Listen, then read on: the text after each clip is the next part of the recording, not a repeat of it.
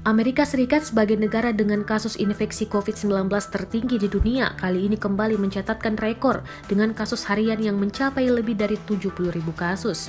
Pada Jumat 10 Juli 2020, angka ini merupakan jumlah kasus infeksi baru yang terkonfirmasi dalam waktu 24 jam.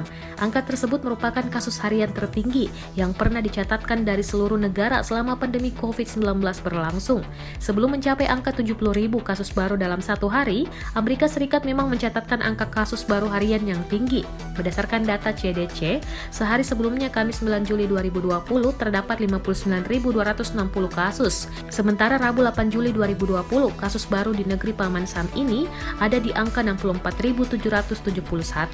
Namun demikian, di basis data yang disampaikan CDC untuk kasus baru di hari Jumat 10 Juli 2020 belum tercantum. Saat ini, total kasus COVID-19 di Amerika Serikat telah melebihi angka 3,1 juta kasus dengan 134.000 lebih kematian.